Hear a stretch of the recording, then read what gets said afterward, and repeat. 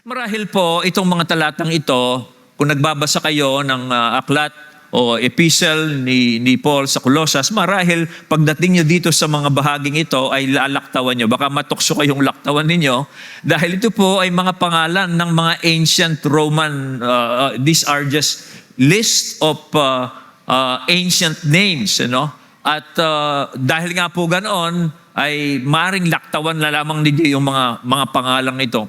Pero alam mo ba ninyo, itong mga pangalang sinulat po ni San Pablo dito sa panghuling bahagi ng kanyang sulat, ay tinuturuan tayo kung tungkol sa kapangyarihan ng Ebanghelyo. Na dito po, itong mga pangalang ito, nagpapakita ito kung ano ang kayang gawin ng Ebanghelyo sa mga taong sumasampalataya dito.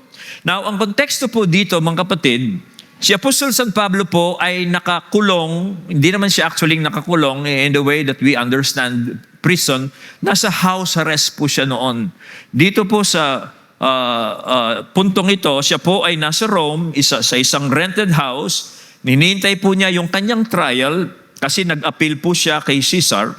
Pero habang nandun po siya, ay ginagamit niya yung kanyang time para po mangaral tungkol sa kaharian ng Diyos at nagtuturo po siya tungkol sa ating Panginoong Kristo sa sino man pong bumibisita sa kanya doon sa kanyang rented house doon sa Rome.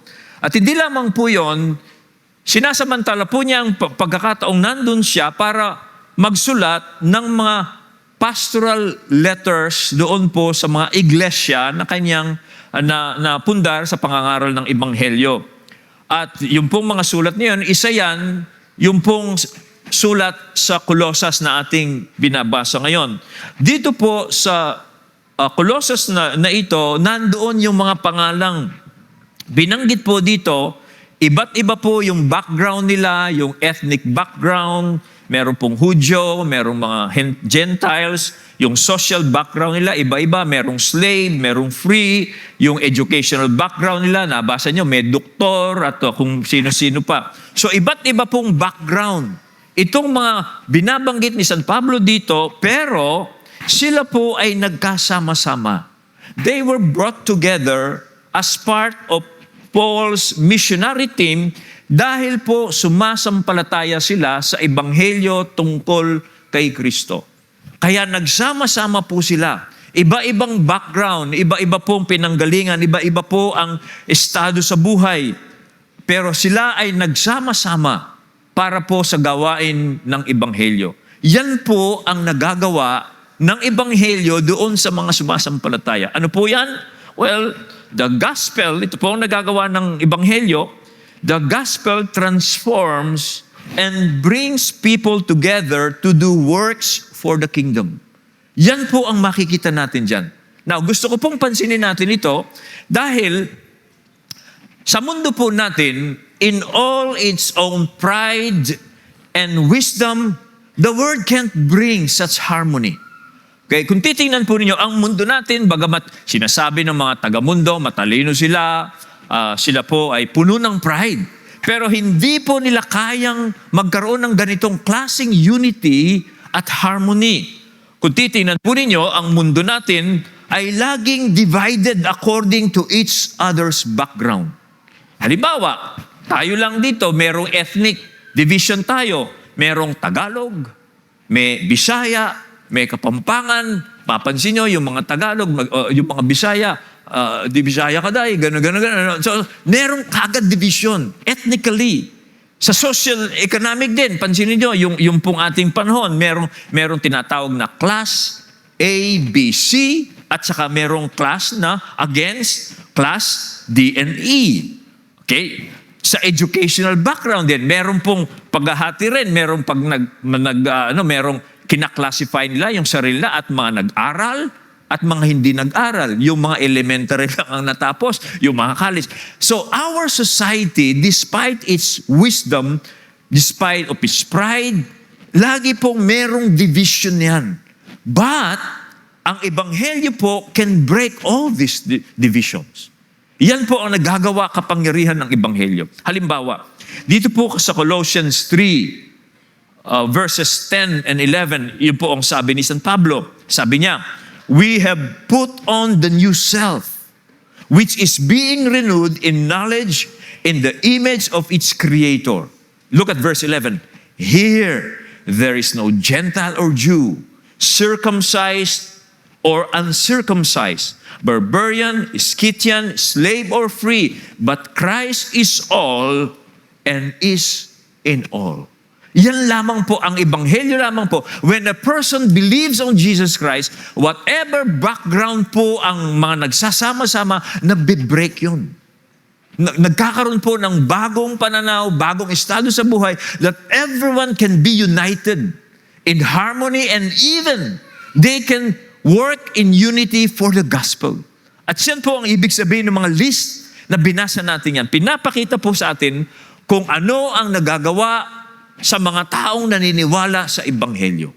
Okay? Now, paano po nangyayari ito? Well, from the list of names. Okay, tingnan po natin yung mga list of names dito at tingnan natin kung ano po ang sinasabi dito while Paul is mentioning these names. Una po, binanggit niya si Tychicus at Onesimus. Gusto ko yung English, medyo nakakalito yung Tagalog. Tikiko, parang medyo, parang si Tix, parang gano'n. No? Pero si Tikiko, okay. Okay, binanggit po niya si Tychicus at si Onesimus. And sila po, they are messengers of encouragement.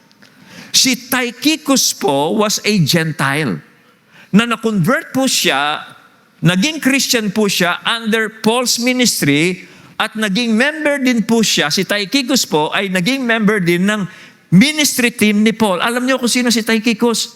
Siya po ang naging secretary ni Paul. Siya po ang sumusulat dito sa mga sulat na ito sa Ephesians, Colossians, Philemon. Siya po ang personal secretary ni Paul. Tawag po sa sa English, amanuensis. Paul just dictates this letter at si Tychicus ang sumusulat po nito. At siya rin ang tagapagdala ng mga sulat nito sa mga churches. Pero si Tychicus po, hindi lamang siya mail bearer, hindi lamang po siya tagapagdala ng sulat, kundi pansin nyo, tinawag po siya ni Apostle San Pablo na siya'y beloved brother, faithful minister, and fellow servant in the Lord. Okay? Si Onesimus naman, hindi po brand dito ng Si Onesimus, actually dito yata kinuha yung brand ng mamamahaling barong at Amerikana. Okay? Si Onesimus naman, he was once a slave. In fact, he is a runaway slave of Philemon. Si Philemon po ay isa sa mga susulatan ni Pablo dito at si Onesimus po is a slave of Philemon. Kaya susulatan din ni Pablo si Philemon regarding Onesimus. Why? Because Onesimus, while he was in Rome, he met Paul, or he visited Paul, and he became a Christian. Okay? He was a slave, but now, ang tawag po sa kanya ni Paul, our faithful and beloved brother who is one of you. Sabi niya. Dito makikita natin, the gospel transforms a person from the inside out. Isang runaway slave, ngayon, he is a faithful and beloved brother. Dito po nagkaroon ng radical redefinition. Okay? Ang isang social identity ng isang tao because of Christ. Isang slave, runaway slave, siguro merong ginawa ito kay Philemon kaya lumayas siya sa kanyang Panginoon. Pero nung makilala niya si Kristo, he is now a beloved brother and a faithful, messenger din ng sulat na ito. Kanya po dito, merong radical redefinition of a social identity because of Christ. Okay? Ito po ay makita natin sa Bible. Ito ang nangyayari po sa isang taong, halimbawa, slave siya at nakakilala siya kay Kristo. Nare-redefine yung kanyang identity. Sa 1 Corinthians 7, ito po ang sabi ni Apostle Paul. For the one who was a slave when called to faith in the Lord is the Lord's freed person. Isa pong slave daw po, pag siya'y sumampalataya sa Panginoon, siya ay freed person ng Panginoon. Hindi na siya slave, kundi freed person siya ng Panginoon. Why? Kasi sabi sa verse 23, you were bought at a price. Do not become slaves of human beings. Meron na siyang bagong Panginoon, ang Panginoong Jesucristo na. Kaya nung pong sulatan ni Pablo si Philemon, na master po ni Onesimus, ito ang sabi niya kay Philemon. Philemon, sabi niya, welcome Onesimus, not as a bond slave, but more than a bond slave, a beloved brother.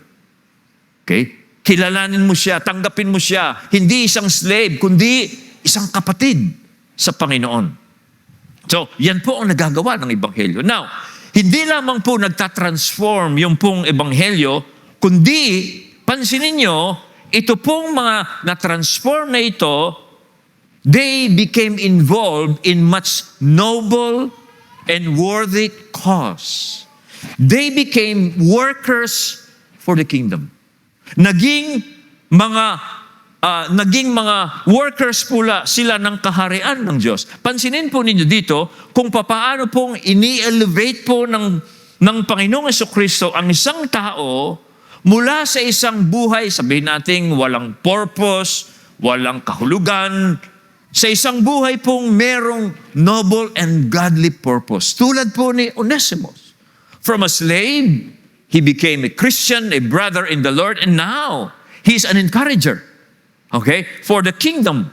At dito po makita nyo, ito ang original intention po ng Diyos. Original intention po ng Diyos sa bawat isang tao. Alam mo niyo kung tatanungin nyo, ano ang original purpose ng Diyos kung bakit tayo nilikha? Is to become His co-workers. Nilikha po tayo ayon sa wangis ng Diyos. Why? Because God wants us to manage His creation. On His behalf, we are created to manage everything that God has created.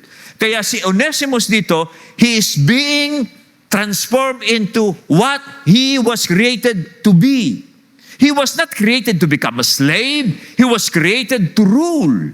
At ganyan po lahat tayo. Kaya tayo nilikha ng Diyos. Lalong-lalo na pag nakilala po ninyo si Kristo, sumusunod kayo kay Kristo, mangyayari po ang pinakalayunin kung bakit kayo nilikha ng Diyos. You were created in God's image to manage with God. Yan ang purpose po niya. Kaya si Onesimus po dito, biro tumaas ang level niya. Okay, level slave lang siya. Pero when he met Jesus Christ, yung purpose po ng Diyos sa kanyang buhay ay nangyari. Okay? Si Onesimus po dito will be sent. Kasama po si Tychicus to encourage the believers in Colossae. Sabi po sa verse 7 to 9, Tychicus will tell you all about my activities. I have sent him to you for this very purpose, that you may know how we are, and that he may encourage your hearts. And with him, sino kasama niya? Onesimus. And with him, Onesimus, our faithful and beloved brother, who is one of you, they will tell you of everything that has taken place here. Ano pong message nila? Na sinabi ni Paul, meron silang message na dadalhin sa inyo, and this message will encourage you in your faith. Yun po sa sinabi niya sa mga Colossians. Anong message na dadalhin po na makaka-encourage sa kanila? Ang message pong dalada nila ito. Sa Rome, kung saan si Pablo at this time ay naka-house arrest, yung pong ebanghelyong daladala ni Pablo is progressing. The gospel about the kingdom of God is progressing in Rome, bagamat si Pablo ay nakakulong. Okay? It is taking root doon po sa cosmopolitan city of Rome with 1 million inhabitants. Sabi ni Paul, bagamat nakakulong ako dito, the word of God, the gospel is progressing and is taking root.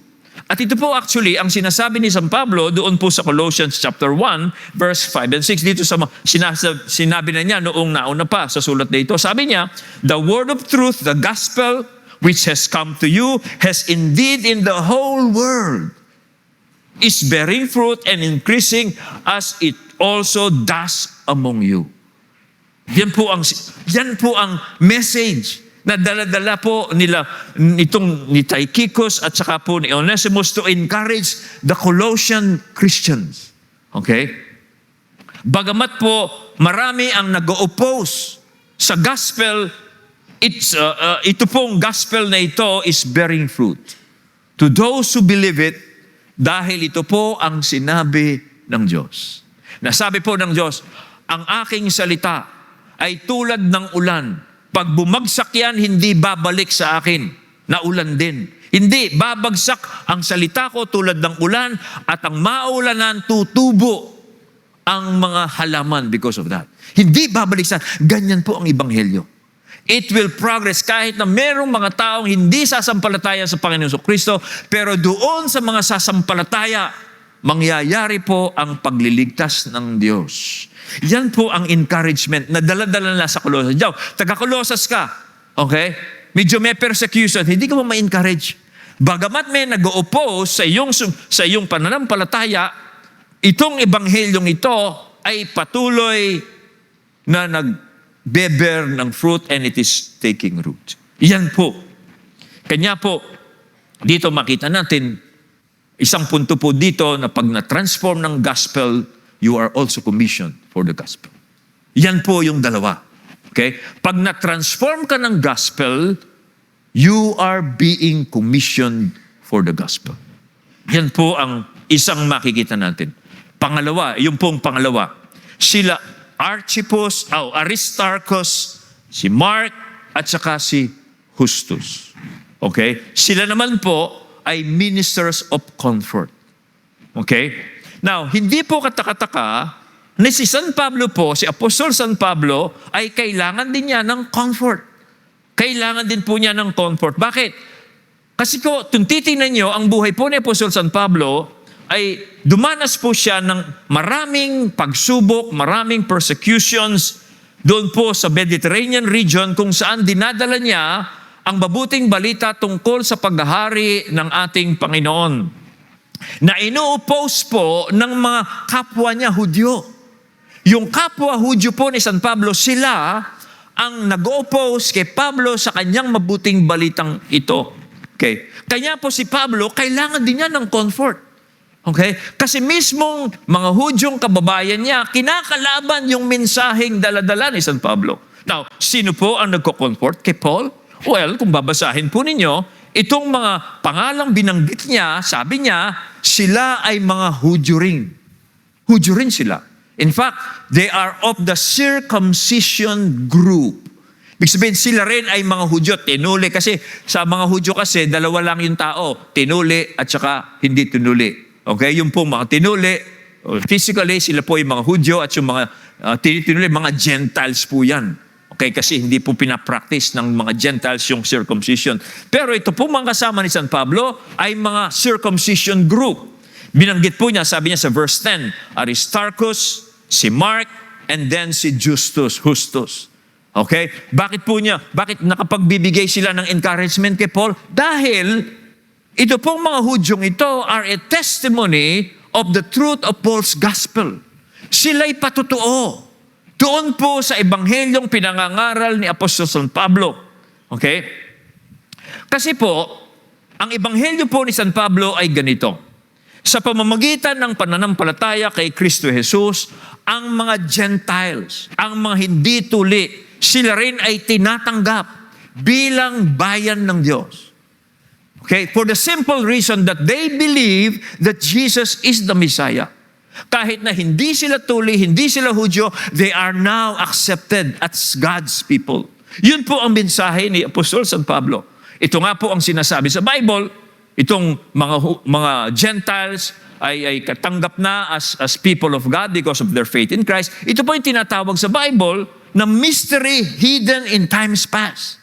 Okay? Ito raw po ay mystery na noon ay nakatago. Pero ngayon, nireveal na po sa mga apostles at sa mga prophets by the Holy Spirit na lahat ng mga Gentiles nasasampalataya, natatanggapin na si Jesus ang Messiah, they are now God's people. Okay? Kaya nga po sa Ephesians 3:6, ito ang sabi, this mystery is that the Gentiles are fellow heirs, members of the same body, and partakers of the promise in Christ Jesus through the gospel. Pero, ito pong gospel na ito, is being opposed by the Jews themselves. Okay? Inu-oppose po ito ng mga Jews dahil ang mga Jews kinoconsider nila yung mga Gentiles as unclean. Marurumi ang mga Gentiles. Okay? Dahil sila'y sumasamba sa mga Diyos-Diyosan. Kasi ang mga Hudyo isa lamang sinasamba nila, si Yahweh. Pero yung mga Gentiles, they are pagans. Okay? At dahil po doon, sa tingin po ng Diyos at sa tingin ng mga Hudyo, sila'y marurumi. Bakit sila magiging bayan ng Diyos? Pero si Pablo po, ini-insist niya na ang ebanghelyo ay ito. Ang sino mang hentil na sumampalataya sa Panginoong Kristo ay bahagi na rin ng bayan ng Diyos. At siya nang ini-insist ni Pablo. By the way, totoo po na ang pagsamba sa Diyos-Diyosan ay nakakarumi sa isang tao. Kamakailan lang, piyesta ni Apo Iro, piyesta ni, ang tawag nila, Apo Samuan. Okay? Totoo po yun. Ang sino mang sumasamba sa Diyos-Diyosan ay marumi sa Diyos. Dahil isa lamang po ang Diyos, ayaw po ng Diyos na meron pang ibang sinasamba ang tao maliban sa Kanya. Kaya ang sino mang sumasamba sa Diyos-Diyosan, siya po'y marumi sa Diyos. Pero ang totoo, pag ang tao po ay sumampalataya kay Jesus na siya ang Mesiya, na siya ang hinirang ng Diyos, siya po ay pinatatawad na sa kasalanan. At siya po ay nililinis na ng Diyos sa kanyang mga kasalanan at bahagi na siya ng bayan ng Diyos. Yan po ang mabuting balita. Pero yan po ito na sinabi ko, inuupo siya ng mga Hudyo. Kaya itong kasama ni San Pablo ito na mga of the circumcision group are a comfort to Paul. Kasi pag nakikita niya, testimony sila na totoo yung ebanghelyo. Okay? At hindi lamang po yun, ngayon, hindi lamang sila transformed. Again, they are workers. They are workers for the kingdom. They are transformed and now they are serving. Natupad uli ang kalooban ng Diyos sa tao. Ang Diyos, inuulit ko, ang kalooban niya sa lahat ng tao ay maglingkod sa Diyos to manage creation. Ito nga po ang nangyayari ngayon. Kaya nga po sabi ni Pablo, these are the only men of the circumcision among my fellow workers for the kingdom. And they have been a comfort to me. Alam mo ninyo kung bakit sinasabi ni Pablo na comfort itong mga Hudyong kasama niya ngayon? Dahil si Pablo po, dahil sa kanyang karanasan sa pangangaral ng ebanghelyo na inu-oppose ng kapwa niya Hudyo, nalulungkot po si San Pablo dahil sa pangyayaring yon. Si San Pablo po, meron siyang great sorrow, meron siyang unceasing anguish because his fellow Jews were rejecting Jesus as their Messiah. Masakit kay Pablo yan. No? Ito, tinupad na ng Diyos ang pangako niya sa mga Hudyo. Pero itong mga Hudyong ito, nire-reject nila yung fulfillment ng Diyos. Na itong Jesus na ito, na ipinako sa krus, is God's fulfillment of His promise to the Jews. But when this gospel is being preached to them, they are rejecting it. Kaya po si San Pablo meron siyang matinding lungkot sa kanyang puso. Kasi mismong ang mga kababayan niya nire-reject nila yung kanilang Messiah. Kaya sabi po niya sa Romans, matindi ang aking kalungkutan at di mapawi ang pagdaramdam ng aking puso dahil ang mga kalahi kong Hudyo, mas mamatamasin ko pang ako'y sumpain at mapawalay kay Kristo kung ito'y ikabubuti nila. Pero ganun sinabi ni Pablo. Bakit? Kasi sabi niya, mga Israelites sila. Sa kanila ipinangako yung pagiging anak ng Diyos. Sa kanila binigay yung kalwalhatian, yung mga covenants, yung law, yung worship, yung mga promises, at sa kanila nang galing. Okay? Yung physical birth ng Messiah. Pero at this time, they're rejecting Him. Kaya malungkot. Okay? Kaya po, si Pablo, pag nakita niya itong kasama niyang mga Hudyo, comforted siya. Kasi hindi nabigo ang Diyos sa kanyang sinabi. Merong mga Hudyo na sumasampalataya. At tuwing nakikita ni Pablo ito, mga Hudyo niya, nako-comfort siya. Yan po, kung titingnan sa panahon natin, parang ganito po rin, panahon natin. Yun hubang napaprostrate tayo, nalulungkot tayo pag yung mahal natin sa buhay, nire-reject nila si Jesus. Dahil alam mo, nararanasan mo yung kabutihan ng Diyos when you accepted Jesus Christ as your Savior. Pero meron kang mga kasambahay, meron kang mga kaibigan, they're rejecting Jesus. No? Alam mo, naghahanap din sila ng kapayapaan, naghahanap din sila ng kaligtasan, pero pag sinishare mo si Jesus sa kanila, ayaw nila kay Jesus. Hindi ba masakit yon? Okay, pinahahalagahan mo pero nire-reject nila. Parang ganun. Pero, pag halimbawa, isa sa kapamilya mo, isa sa mga kaibigan mo, tinanggap din nila si Jesus as Messiah, what do you feel? You're comforted. You are uplifted. Kasi yung nararanasan mo, naranasan din po nila yan. Kaya ganun ang nangyayari po dito. By the way, some of you, meron bang ganun sa inyo? Jesus is very precious to you, but some of your loved ones, some of your friends, they are rejecting Jesus. Okay? Masakit po yan. Pero comfort po yan pag po sila ay naging Christian. Or maybe even one or two from them, naging Christian yan, they will become a comfort to you. Now, isa pong interesting name dito na binanggit ni Pablo, yung si Mark. Si Mark. Sabi niya, si Mark ay cousin ni Barnabas. Now, si Mark po ay nakasama ni Pablo sa kanyang first missionary journey kasama si Barnabas. Pero suddenly, si Mark po, iniwanan niya yung team. Okay? Kaya po dahil doon, si Pablo at si Barnabas na cousin po ni Mark, nagkaroon ng sharp disagreement doon sa second missionary journey ni Paul, na si Paul ayaw na niyang isama si Mark kasi iniwanan sila doon sa unang trip nila. Si Barnabas gusto niyang bigyan ng second chance si Mark, at dahil hindi po sila nagkasundo, naghiwalay na lang sila. Okay? Pero dito, pansinin nyo, si Mark ay na-reconcile kay Paul. Okay? Na-reconcile po siya at kasama rin siya ni Paul ngayon na nagmi-minister. Okay?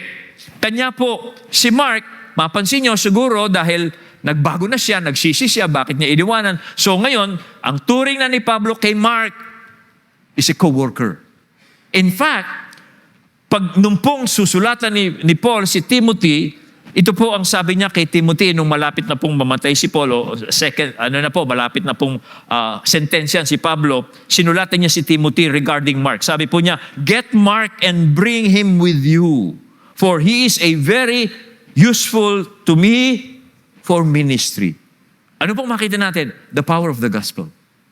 No? The gospel transforms a person. Si Mark na-transform siya uli. Siguro nagsisi siya, bakit ba ako na-chope? Bakit ako umuwi? Sabi niya ngayon, pwede na ako. Kaya po, binago siya uli ng ebanghelyo, at si Pablo naman, he forgave Mark. Pinatawad niya si Mark. At dahil nga po doon, naging co-workers sila for the kingdom.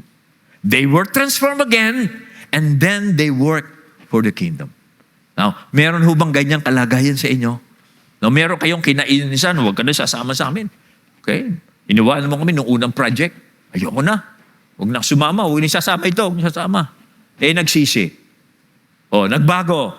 Anong gagawin mo? Tanggapin mo. Okay? Bakit? Kasi pag tinanggap mo ulit yan, magiging co-worker mo yan eh. Okay? Hindi, ayoko na. Isang beses ka lang. Huwag nang ganun. Parang pag nagsisi na, nagbago na, isama mo na. Makakatulong din yan. Dito si Mark una iniwanan ngayon. Sabi niya, tawagin mo si Mark. Mabuti siyang kasama. At yan po ang nagagawa ng ebanghelyo. Now, let's look at the third. Si Epaphras. Si Epaphras po is parang special mention siya dito. And Epaphras is a symbol of a person who has zeal for the church. Si Epaphras po, marahil siya ang pastor doon po sa Colossae. At dito po, dinidescribe ni Apostle Paul si Epaphras as struggling in prayer for the Colossian believers. Siya po, sabi po sa verse 12, Epaphras, who is one of you, a servant of Christ Jesus, greets you, always is struggling on your behalf in his prayers, and that you may stand mature and fully assured in all the will of God.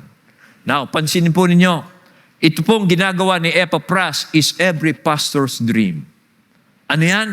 That every member ng church will become mature. And they will be assured, okay, in their commitment to Jesus Christ so that they will know the will of God for their lives. Every pastor po, okay, ganyan ang wish niya sa mga members. Na ang mga members niya, they will mature, they will become perfect, and they will be assured in all the will of God. Every pastor. Yan po ang lagi kong panalangin sa inyo, mga kapatid. Ako po, pastor ako, meron akong pusong pastor. Kaya po ako laging pag po tinanong ko, pastor, anong concern mo? Kayo lang naman ang concern ko eh. Okay. Minsan hindi ko na masyadong pinagpipray yung family ko. Kayo, merong pinagpipray sa family, pero ang major concern ko po ay kayo. Kayo po ang laging laman ng aking panalangin halos araw-araw. At ang prayer ko po, yung prayer ni Epaphras para sa mga Colossian believers. That you will continue to become mature and you will be fully assured of the will of God. Mabuti po ang kalooban ng Diyos para sa inyo kay Kristo. Kaya ang panalangin ko po ay maging matiyak po ninyo na kayo ay maganda ang plano ng Diyos sa inyo kay Kristo. That is my prayer. So that you will yearn for more of Christ. Kanya po gumagawa tayo ng mga gawain. Okay? Hindi po yan para meron lang tayo magawa. Okay, hindi. Ang laging purpose niyan ay para maging mature po ang bawat isa at matiyak natin yung ating kalagayan kay Kristo. Okay? Mabuti po, matatag ang ating kalagayan kay Kristo. At yan ang gustong malaman ng Diyos. Ipaalam ng Diyos sa bawat isa atin. And that is my prayer. And this intense desire is expressed in sincere and persistent faith or prayer. Sincere and persistent prayer. Alam mo niyo mga kapatid, ang pagpapastor po involves prayer and effort. Prayer and effort. Kung nagpapastor ka, sinong gusto magpastor? Okay? Okay? Masarap, pero mahirap din. Okay? Okay? Kasi it is both prayer and effort. Kaya ang sabi ni Paul regarding Epaphras, he is struggling in prayer. Bakit sinabi niyang struggling, always struggling in his prayers? Kasi merong internal resistance sa prayer. Napansin ba niyo pag nagpe-pray kayo, merong internal resistance? Bakit? Kasi the flesh is weak. Yung laman natin, marupok, mahina. Pero ang spirito natin gustong mag-pray. Okay? Gusto mag-pray niyan. Kaya merong struggle. Kaya huwag kayong magtataka. When you pray, may struggle. Kung bakit pag pupunta kayo sa church, may struggle. Umulan. Naku, sarap sana walang service. Okay. Parang yung pipilitin mo yung katawan mo, parang sarap matulog. Pastor, postpone na natin ang service. Okay, wala na. Sinong sasalita nun? Flesh yun. Pero yung spirito mo, hindi. Sunday ngayon, gusto ko sumamba sa Diyos. I want the presence of God. I want to hear the word of God. That is the spirit. And the flesh is always against the spirit. And the spirit is always against the flesh. Kaya po yung prayer, merong struggle yan. At hindi lamang po internal, merong pang external struggle yan. Okay? May external. Ano external kaya pwedeng maging hadlang sa pagpunta sa church? Baha? Siguro. Yeah. Meron ako nakausap ngayon. Saan ka galing bro? Sa Mayto. Okay. Baha. Ay, pastor. Sinabi mo pa. Sabi ko, masanay na tayo. Pastor, sanay na ako. Okay? Kayo mga taga-Gugo. Praise God, narito kayo. Amen. Sir, palakpakan na natin yung mga taga-Gugo. Okay. Ganyan po talaga. Sa gawain po ng Diyos, may struggle. Okay? kung ikaw nakikiramdam ka sa katawan mo na magkaroon ka ng good feeling to come to church, baka malamang lagi kang absent. Okay? Yeah. Because the flesh will always fight the spirit. Kasi Epaphras ganyan siya. Ano pang yung circumstance? External circumstance. Ano pa? Labada, hindi, katandaan. Yung mga senior niyan. Okay? Yung mga senior niyan. Parang, alam niyo yung ano feeling ng senior? Yung bang natulog ka, pag-gising mo, parang hindi ka natulog. Okay? Parang gusto mo lang humiga. Merong, kailangan mong labanan yan eh. Just to gather with the people of God, merong struggle yan. Pero ang maganda po dito sa struggle na ito, kung bibigyan po ninyo ng panahon ang Panginoon, you will be blessed. Doon mo malalamang, buti na lang nag-pray ako, buti na lang nag-church ako, buti na lang umattend ako ng cell group, buti na lang nagbasa ako ng Bible. Doon mo malalaman na talagang pinagpala ang taong hinahanap ang Panginoon ng buong puso. Yan po ang totoo dyan. Kaya huwag kayong magtataka. There is always a struggle. Because the flesh is weak, but the spirit is willing. Kaya po ganyan ang sabi ni Pablo tungkol kay Epaphras. Alam ho ninyo, do you want to renew your participation in God's work? Sino na po dito ang nagsasawa sa paglilingkod sa Diyos? Nagsasawa. Yung dati ba cell group ka? Ay cell group leader ka? Excited ka nun, pero ngayon, ayoko na mag-cell group leader. Mahirap yan. Okay? Titigas ng ulo ng mga membro. Okay? Bahala sila! Ayaw nila sa Panginoon. Ayaw ko na rin sa kanila. Parang ganun ba? Para napaso ka? Somehow ba ganun kayo? Alam ho ninyo, I've been a pastor for so many years now. 30 plus years na po akong pastor. At tulad po ninyo, gusto na rin mag-resign. Pero salamat sa Diyos, hindi ako nakapag-resign. Ang napansin ko ganito, whenever I pray, whenever I read the Bible, whenever I pray for you, God renews the fire. God renews the fire. Do you want to be renewed in the work of the kingdom? Begin to pray. Prayer will kindle the fire in your hearts. Prayer will do. Kanya ganyan po si Epaphras. You cannot be a pastor, you cannot be involved in the work of God without prayer. Pag hindi ka nagpe-pray, mabigat ang gawain ng Diyos. Pero kung nagpe-pray ka, you desire. When you pray, when you come to God, you desire the work of God kahit na po hindi madali. Now, puntahan naman natin yung si Luke at saka si Demas. Si Luke and Demas naman po, sila'y larawan ng joy and losses in the ministry. Tingnan natin si Luke. Si Luke po ay tinawag na beloved physician. Physician po siya. Manggagamot siya noon. Okay? Siya po ay isang doktor at lagi po siyang kasama sa mga mission travels ni Paul. Dito po makikita natin yung diversity ng team ni Apostle Paul. Merong medical professionals, merong mga slave, merong mga free, merong mga Jews, merong mga Gentiles. Diversity of Paul's team. Dito makita natin po ang ebanghelyo. Okay? It engages every profession and giftings in the ministry.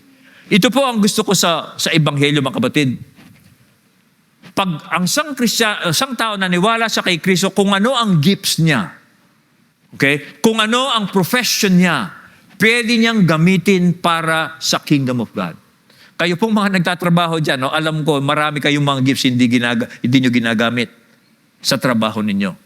Okay, lalo na yung trabaho lang ninyo, nakaganon kayo sa post office. Ang dami yung gifts, hindi nyo ginagamit. No? Ano nga, taga-file lang kayo ng papel, taga-collate lang kayong ganon. Okay. Ang dami nyong gifts, magaling kayong dito, magaling kayo dito, hindi nyo gagamit. Bakit kayo nandun? Sweldo eh. Pero kailangan kong kumita. Marami kayong hindi ginagamit sa binigay na gift sa inyo ng Diyos. Tandaan nyo, nilikha tayo ayon sa wangis ng Diyos para mangasiwa. Ibig sabihin, marami tayong kakayanan na pwede nating gamitin para i-manage natin yung ating yung assignment natin sa Diyos. Pero sa church, ito gusto ko sa Ebanghelyo. Sa Ebanghelyo, pag naniwala ka sa Panginoon, pwede mong gamitin anuman ang gifts mo. Okay? Kaya dito sa church, marami yung na-fulfill. Tinanong ko yung iba, bro, masaya ka ba sa trabaho mo? Ilan taon ka na?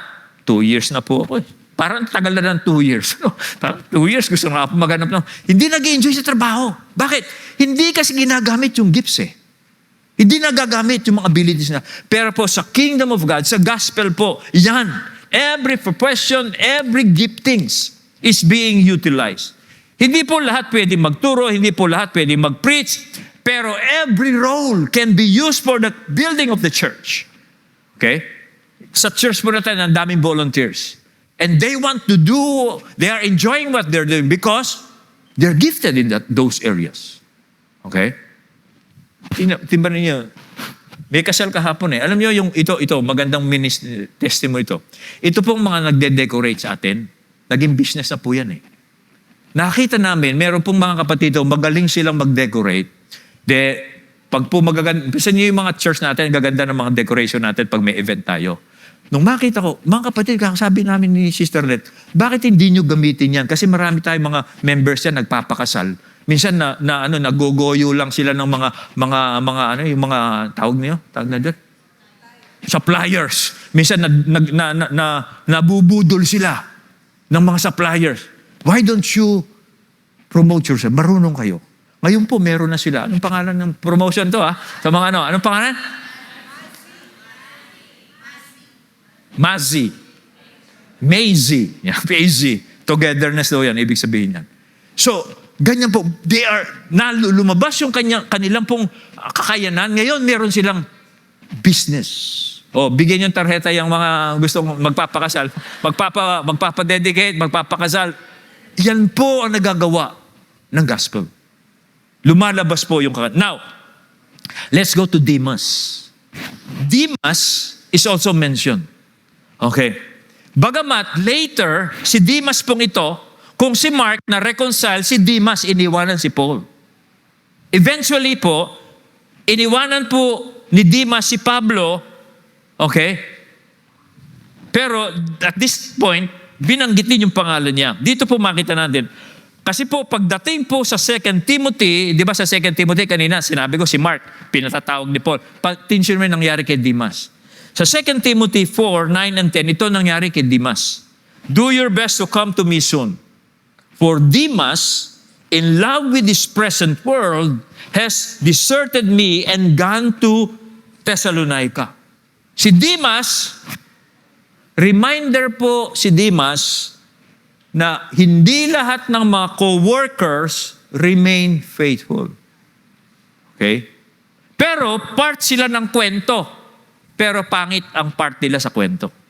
Si Demas, binanggit siya ni Pablo at this point, pero eventually he will leave Paul because he loved this world.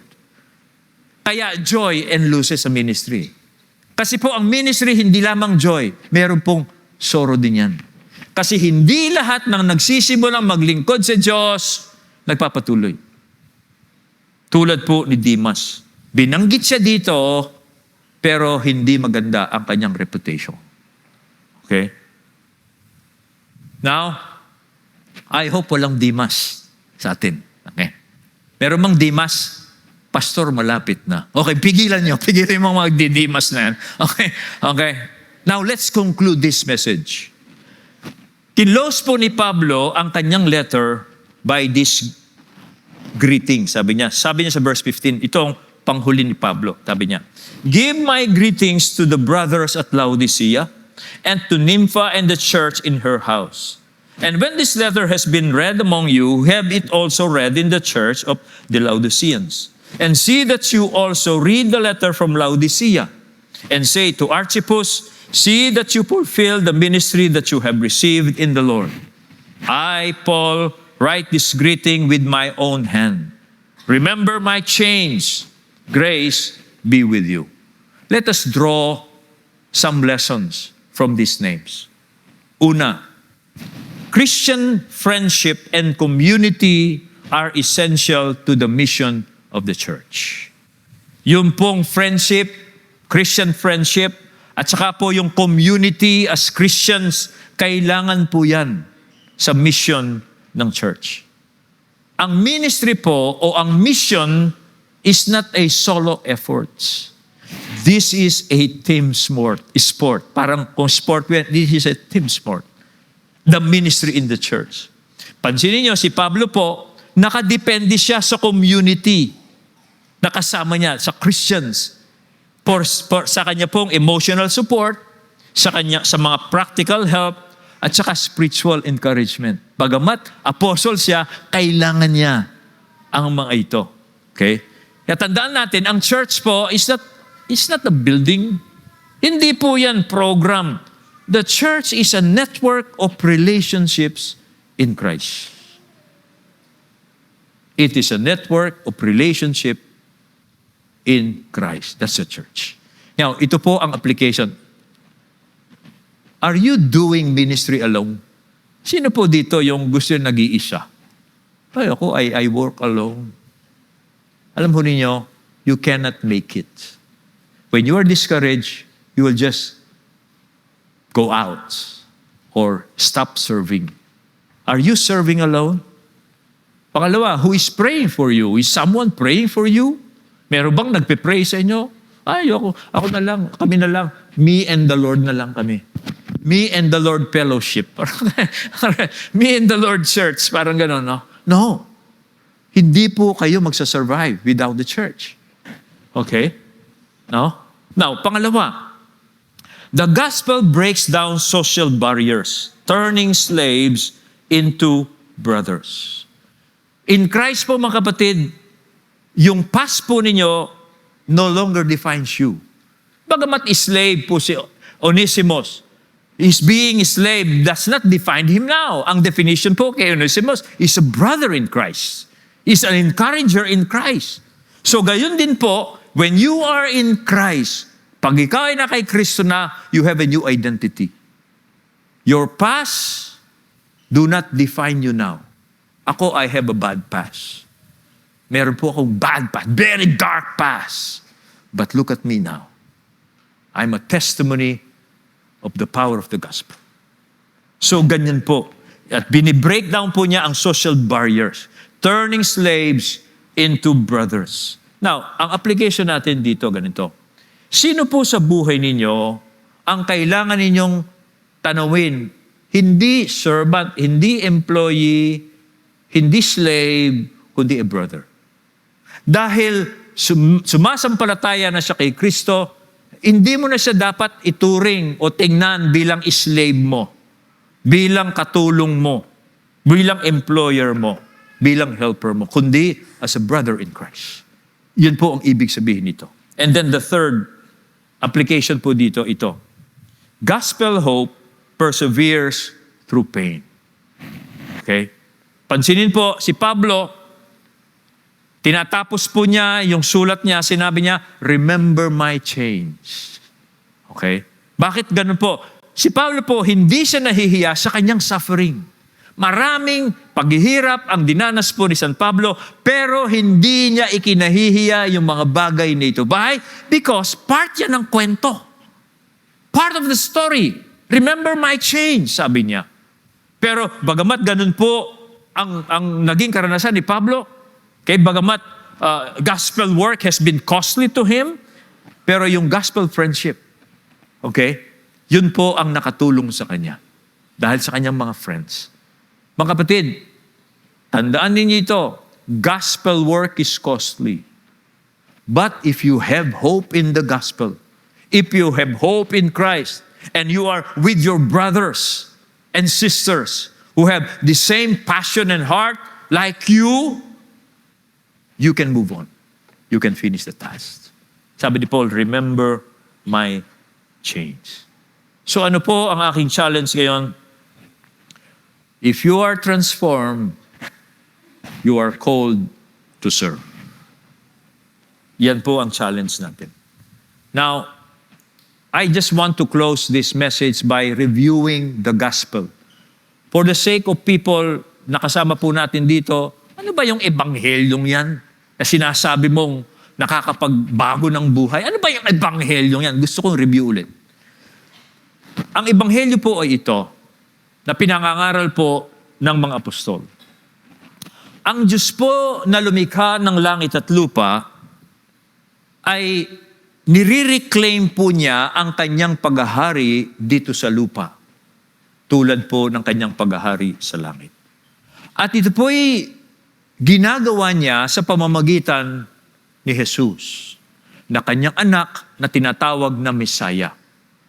Si Jesus po ay tinatawag na Mesaya dahil siya ang hinirang ng Diyos na maghahari, magiging Panginoon ng lahat ng lilikha ng Diyos. At siyan po ay pinatunayan ng Diyos nang buhayin po niya sa mga patay si Jesus nang siya'y mamatay doon sa krus.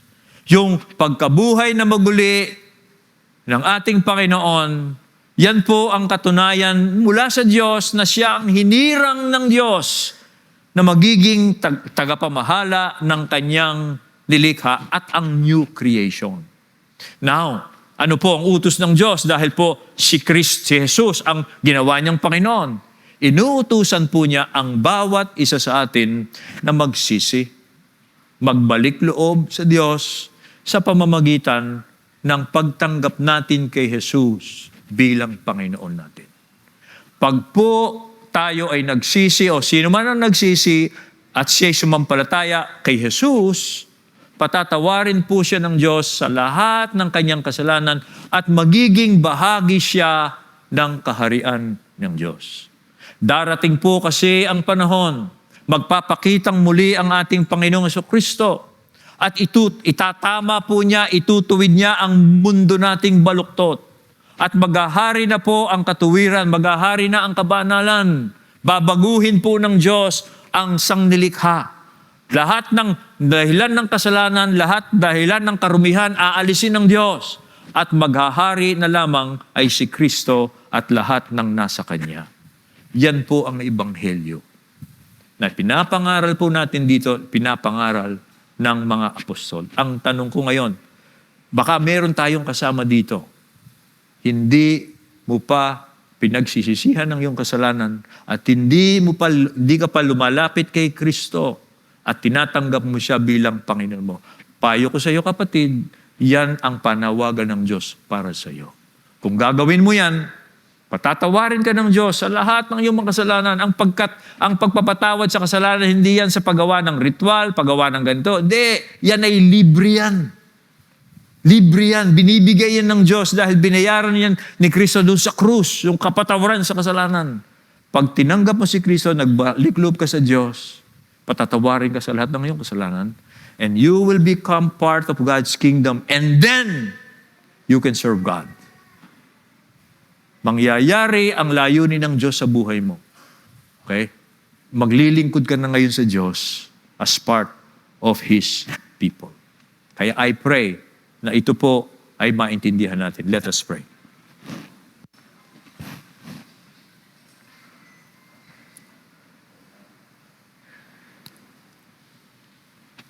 Nagpapasalamat po kami sa inyo, aming Amang Diyos, na sa inyo ay merong pagbabago at merong katuparan ng iyong layunin kung bakit nyo kami nilikha. Salamat po dahil po sa aming pananampalataya kay Kristo, kami binago nyo at patuloy nyong binabago upang mangyari at matupad namin ang layunin niyo kung bakit niyo kami nilikha. At kami ngayon ay naglilingkod na sa buhay na Diyos. Hindi na kami sumasamba sa mga Diyos-Diyosan, kundi ang katapatan namin ay sa Diyos. Kaya po, O Diyos, narito kami. Inihahandog namin ang aming mga sarili bilang mga haing buhay sa iyo. Sa mga iba't ibang mga kaloob na ibinigay niyo sa amin, iba't ibang mga kakayanan, abilidad, na ipinagkatiwala niyo sa amin, na isinilid po ninyo sa amin. O Diyos, gamitin po ninyo kami bilang iyong mga anak at iyong mga lingkod. Tulad ng mga nabasa naming mga pangalan dito po sa aklat, sulat ni Pablo, kami po, O Diyos, ay bahagi ng mga niligtas, binago, at ngayon ay naglilingkod sa buhay ng Diyos. Marami pong salamat aming Ama sa pribilehiyong mapaglingkuran ka namin, O Diyos, dito po sa mundong ito. Makilala namin si Kristo at makilala namin ang Diyos, paglingkuran namin ang buhay ng Diyos. Ito po ang aming panalangin sa pangalan ni Jesus. Amen.